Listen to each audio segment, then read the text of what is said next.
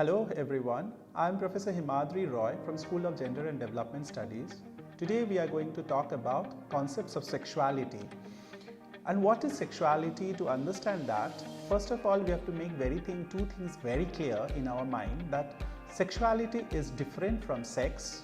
It is also different from gender. Sex is actually a biological construction, whereas gender is a social construction. But sexuality, very importantly, is socio-psychological construction. Now, what is socio-psychological? Socio-psychological, to understand that, we have to first understand that we are all human social beings. We bind with each other through similar thoughts and implementations of those thoughts. That is what is called tradition, and this lays out the foundation of culture. Traditions and cultures gradually dominate our thoughts and ways of living. And when they form our dominance of thoughts, and therefore our frames also, the frames our mind also, and try to control our ways of living. And this is what is socio-psychological. And this embeds with its structure our sexual orientation and creates sexual identity. And to understand that further, we have to really understand culture as per se. And culture we will understand through two different sources. One is through desire, the other one is through love. Let's first see what is through culture and desires are. So to understand that, few questions raise up in our mind. What shapes our desires? Who are we attracted to? These are very important questions that come to our mind. To understand this, we see that very interestingly, these kind of questions vary from individual to individual, across cultures, across different traditions and all. So desires are also varied. Stereotypically, it is thought that attraction of desires are between man and a woman, mainly opposite to each other, mainly opposite sex. The reason behind this stereotype is reproduction and procreation. And beside that, the main attraction may vary also between two individuals. Now, one individual might like a fat man, the other individual might like a thin man. Similarly, many a time we have seen individual is attracted towards the same sex. This attraction does not fit the cultural traditions and thoughts of the prevalent society. Such individuals have to deal with the psychosexual desires and thoughts on their own or their support system. We'll discuss that further. It is also seen that these individuals may try to hide their desires and attraction from sharing with others. It is very important for us to understand these kind of individuals are not accepted by most of the prevalent society. Then the prevalent femininity and masculinity that we try to impose, they try to impose their thoughts of desires and attraction amongst the others in the society. The individuals who are attracted towards their same sex feels controlled by these prevalent thoughts of desires and attraction that is given by the normative or main sexuality of the society. Now, culture and love. What is love? Love, desire and pleasure have been defined by the prevalent femininity and masculinity of the society. Stereotypical ideas and thoughts are generated from generations to generations by these men and women or families, then societies and then cultures. Individuals who do not fall under this stereotypicality feel that they are not normal. Now, this is how the normal are being defined. Love is defined as normal by the prevalent heterosexual society. The norms and traditions stop these individuals who are attracted towards their same sex from understanding their forms of love and pleasure. Culture and love. Now, culture and love further also talks about that individuals who are attracted towards the same sex feels that their love and desires are not normal and not accepted by all. These individuals are made to suffer by the preconceived notions and ideas of normalcy. These individuals don't feel any pleasure or love towards the set traditional notions of love and pleasure. They frame their own ways of love and pleasure and start feeling that they are safe in their own zone of individuals and other individuals who are like them. Now let's take a case study. My name is Tarun. I grew up in a small town, Gorakhpur. I didn't have the courage to propose any girl, as I never had a desire to be with any girl. I couldn't understand why. I came to Delhi after I got a job in a BPO in their back-end office. I was very happy as I felt I will start earning. But after I came to Delhi, I rented an accommodation in Munirka. I felt attracted towards a male colleague. We enjoyed our company. Slowly I felt love and desire towards him. He reciprocated to my emotions, and one day we decided to shift in the same rented place. We loved each other a lot and was happy. Now Tarun has been taught that love and attraction can only happen between a boy and a girl. So his love does not fall into that category of his notions. He saw his father loved his mother. He even saw his male friends moving around with girls. So he concluded that the love and desire has to be between a male and a female. After coming to New Delhi, he started exploring his inner self and understood that his attraction, desire and love is towards same sex. Now let's take another case. Case 2. Kamal grew up in Shimla. She is soft, went to school and college as well as helped her mother in household work. She had a boyfriend in college. She always felt that she will marry her boyfriend and settle down. She got a job in Bangalore. She shifted there and got the official accommodation of the hotel where she worked. Her boyfriend couldn't get through the same place, so they stayed in two different faraway cities. She loved her female colleagues a lot and avoided being with the male colleagues. She developed a close bonding with one of the female colleagues. She loved being in her company, and slowly she started realizing that she is sexually attracted towards her. She proposed her and they fell in love. Kamal had a notion that love is always between a man and a woman, same like Tarun we saw in case study 1. Her love towards the boyfriend was so strong that she avoided being with her male colleagues in Bangalore. She didn't even be friendly with them. She didn't mix around with them, and she did not get any close towards them, especially the male colleagues I'm talking about. But her closeness with female colleagues made her explore her sexuality, in this case especially. Now let's see what are the findings of these two case studies. The first finding that we see are, these are normative understandings of sexuality, that one's sexual desire and attraction has to be between opposite sex. 2. The society stereotypes sexuality only on the frame of normativity. What is normal is accepted by the society, and that normal is defined by the prevalent femininity and masculinity. It is not necessary that certain culture, what is normal and accepted, will be same across every cultures. These case studies show that. Now when we talk about sexuality, now we will see what are the types of sexuality that we have. There are two distinct types of sexuality.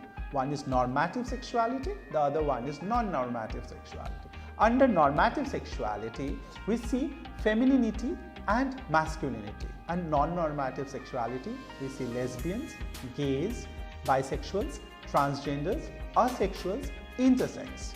Now apart from them, there are others also in this non-normative sexuality, but we'll talk about only LGBTAI+. That is lesbian, gay, bisexual, transgender, asexual, intersex and others. The femininity. Normative sexuality, the first one is femininity. A female body has its own desires, characters, behavior and roles, and these are defined by the prevalent society. Most of these are influenced by the society and culture she lives in. But her desires, love, pleasure and attraction are her own. She can define whether to fall in love with a man, of what kind of a man, who the man is, where does the man live. That is all her own decision. She may or may not follow the traditional notions or thoughts of the society in the terms of sexuality and the notions of sexuality. And that is her individual choice and decision that no one can change. And probably they can impose and try to influence her changing of thoughts. Similarly, masculinity, a male body has its own characters, behaviors, roles and desires. Most of these are impacted by the society and culture he lives in. But his desires, love, pleasure and attraction are his own. What kind of a girl or a female body will he like? What kind of a woman she will be? Where she should be from? How should she look like? All these are his own decision. He may or may not follow the traditional notions or thoughts of the society, and that is his choice and decision as an individual of the society. These are the two main normative sexualities that I was talking about. This will be further discussed in another program, definitely. Now we come to the non-normative sexualities. The first one is L, that is lesbian. A lesbian is a woman who is attracted towards another woman, not only sexually, but also emotionally. Her desire to love and seek pleasure from her own sex partner is her sexual orientation and sexual identity. Her freedom of choice hasn't been given for centuries.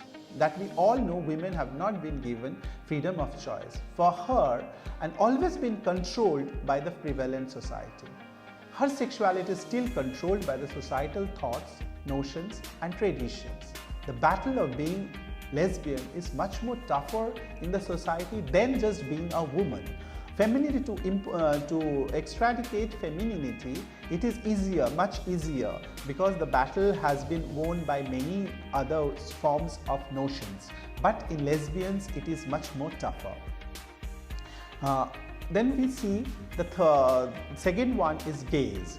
Gay is a man who is attracted towards another man, not only sexually but also emotionally. His desire to love and seek pleasure from his own sex partner is his sexual orientation and sexual identity. Although having a male body definitely gives his prevalence in the society, but his sexuality is still controlled by the societal thoughts, notions and traditions. The battle of being gay is altogether a different one, as the struggle is against the concepts of masculinity in the society.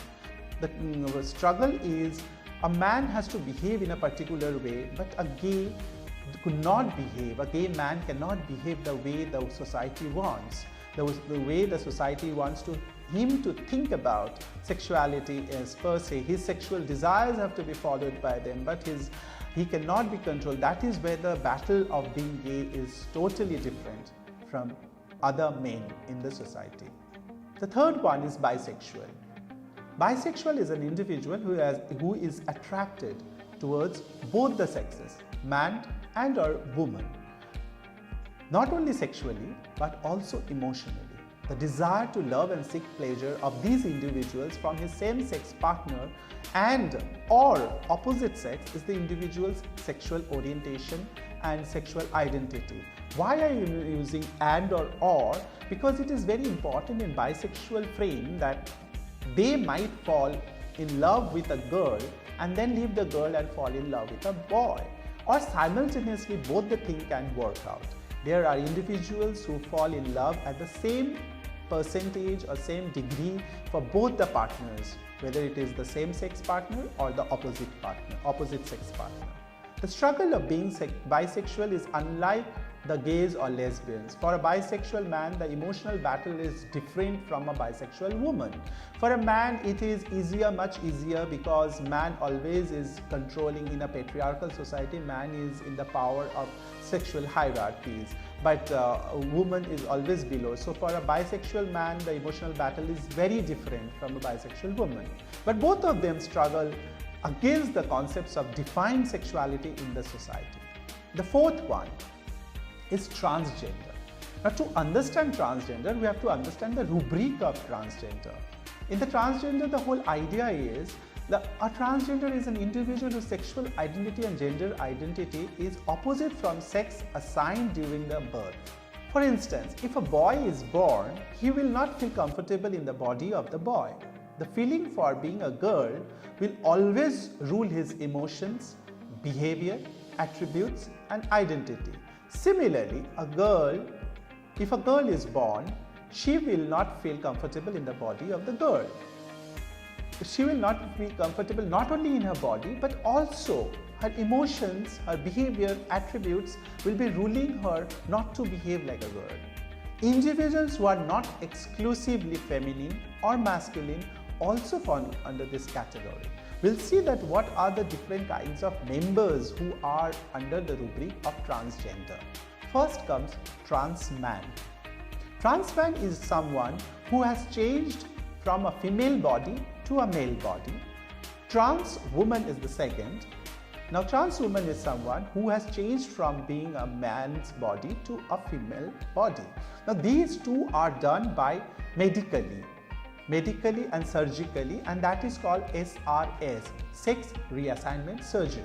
These are also together called as transsexuals. Non-binary, the third one is non-binary or genderqueer.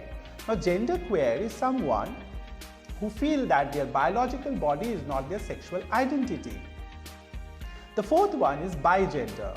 Now, this is very interesting to see that there are individuals within the rubric of transgender community that they have two gender identities and or two gender behaviors. The fifth one is pangender. Pangender are those people whose gender identity is not limited to one gender and may encompass all genders at once, and maybe two or maybe three. It depends on the situations and depends on the culture, depends on the location, depends on the age of the individual. Gender fluid. Gender fluid are those people who moves between genders or having fluctuating gender identity. If someone is a masculine and then become feminine at context, certain situations, or a feminine becomes a masculine at certain situations and keep on changing from one identity to the other. Transgenders are something like transgender, gender fluid, especially gender fluid under the transgender category, they are almost like that. And the last one in the transgender group is agender.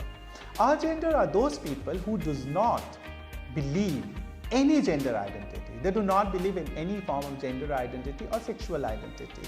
Or we can call them as genderless, gender-free, ungendered or non-gender. These are very important for us to understand that when we talk about transgender, we have to see these all rubrics together. Now, sometimes we do talk about cross-dressers. Now, cross-dressers do not fall under this transgender category. We have to keep in your mind that transgender or the people who are cross-dresser falls under the category of sometimes normative masculinity or sometimes under the non-normative masculinity, especially the lesbian or the gay. That we have to understand the difference between cross-dressers and transgender. Now, the other non-normative sexuality is intersex. Intersex is a general term used for a variety of conditions in which a person is born with reproductive or sexual anatomy that does not seem to fit the typical definitions of male or female. For example, a person might be born appearing to be female on the outside but having mostly male typical anatomy on the inside. Let's take example, they are born with, suppose a female is born, a female child is born, it is seen that they have an extended clitoris and they do not have any breast being developed as their child reaches the puberty.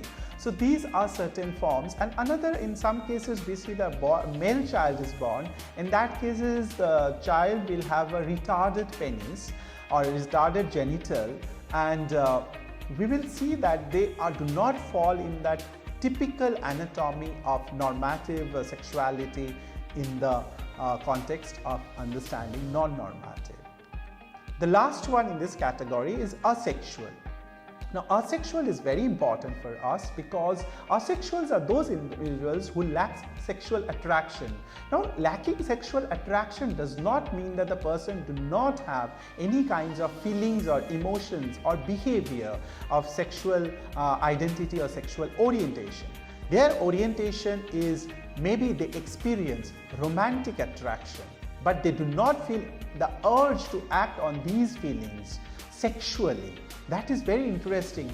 The asexual needs a more of romantic relationship, more of romantic attraction than of sexual attraction or physical attraction, what we call. So we see that asexual is also a sexual orientation, but it is different from other sexualities, whether it is normative or non-normative. Like in normative context, it is not like the straight or the heterosexual or cisgender, but not like the femininity or the masculinity, but also not like the non-normative sexuality, like the gays or lesbians or bisexual or transgender or intersex. It is different, but we have to keep in mind one very important fact, that it is different from celibacy or abstinence. Celibacy and abstinence is totally eradication or stopping someone from, an individual stops oneself from getting any kind of attraction, love, desire, romance and any kind of pleasure from another individual or another form. That is very important. Therefore, asexual is a different kind of non-normative sexuality who lacks sexual attraction only, not sexual orientation. Now we all see that these non-normative sexualities have several other categories too, but we are not describing over here. We are just talking about the most important ones. Now, overall, today we saw that in the concepts of sexuality, what is sexuality, what does it mean, and what kind of construction it is. Now, to understand that construction, we have seen the normative structures of the society. We also saw how the culture defines love, or culture and love and culture and desire, how it is all formulated by each sexuality, whether it is normative or non-normative. In the normative context, we saw femininity and masculinity. These two are heterosexualities, as well as they are also called cisgender. Now, beside that, colloquially, they are also called straight. The other one is non-normative sexuality. In non-normative sexuality, previously, before the lack of academia, it was all called homosexual as per se. And gradually today, we have lots of other terminologies within it. The first one, as I said, lesbian. Second one is gay. Third one is bisexual. Fourth one is transgender, and its other members are added into it. The fifth one is intersex. And the last one today we discussed was asexual. Now these are very important non-normative sexuality. So basically what we have learned today are that to understand sexuality, we have to understand the broad framework or broad scale, broad spectrum of the sexuality. And now the sexualities that exist in our society, we have to understand that. That is very important for us. It is not necessary that what we have been seeing and in our family is to be prevailed in the society by everyone, by every individual. It is also not necessary that the place, suppose you live in, suppose I live in Delhi, I understand the sexuality in terms of Delhi. Does not mean that the people in Delhi all are same and the people in Lucknow are all different from Delhiites. No, it is not like that. So we have to keep these things always in our mind, that this kind of sexualities also vary from place to place, from culture to culture, from tradition to tradition, from region to region, from language, from age, everything. This is what we have learned today. Thank you so much.